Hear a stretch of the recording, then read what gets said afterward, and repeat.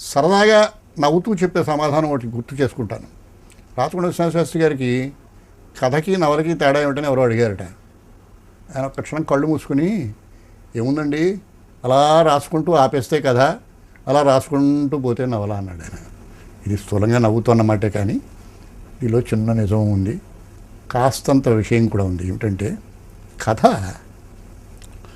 Scope ఒక ఆలోచన, ఒక పాత్ర, ఒక సంఘటన దీనికే పరిమితం అయితే, నవల ఇంకొంత సమగ్రంగా ఒక జీవితమో, ఒక పెద్ద సమస్య, ఆ సమస్యకి ఉన్న పార్శ్వాలని స్పృశించే పెద్ద క్యాన్వాసు, దానికి విస్తృతి ఎక్కువ. అది నవల. నాకు తెలిసి ఇంద్రగంటి హనుమత్ శాస్త్రి గారు కథ, చిన్న కథకి కథానిక అని పేరు పెట్టారని ఎవరో చెప్పగా విన్నాను నేను.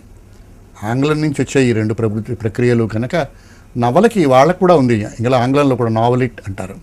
అలాగే చిన్న నవలని నవలిక అనడం, చిన్న కథని కథానిక అనడం ఒక ఆచారంగా చెల్లుబాటు అవుతుంది. ప్రక్రియలో, విస్తృతిలో, పరిమితిలో ఉన్న తేడాలు వినా కథకి నవలకి ఉన్న తేడాలు కథానికకి నవలికకి కూడా వర్తిస్తాయి. నాగేశ్వరరావు గమనించండి. వరంగల్ నుంచి పరమేశ్వరరావు గారు అంటున్నారు, కథ పుట్టి 100 ఏళ్ళు అయినట్టుగా నవల పుట్టి ఎన్నాళ్ళు అయింది అని అడుగుతున్నారు. మంచి ప్రశ్నేనండి. ఇది ఇంకొక గొప్ప వేదిక అవుతుంది. ఇది ఎవరన్నా పొనుకొని చేయగలిగితే. అయితే దీనికి చాలా పెద్ద ప్రయత్నం కావాలి. నాకు తెలిసి కందుకూరి వీరేశలింగం మంత్రులు గారు, ఆయన 1848 1919 మధ్య జీవించారు. వారు మొదటిసారిగా తెలుగులో సాంఘిక నవలను ప్రచురించారని పేర్కొనడం జరిగింది. ఆ నవల పేరు సత్యవతి చరిత్రము అనే నవల. అదొక విషయం. రెండోది, గోల్డ్ స్మిత్ వికార్ ఆఫ్ వేక్ఫీల్డ్కి స్ఫూర్తితో రాజశేఖర చరిత్రము అనే నవల కూడా రాశారు. ఏమైనా వీలైనంత చక్కటి పరిశోధన జరిపి ఈ విషయాన్ని తెలుసుకోవాల్సిన సందర్భం ఉంది.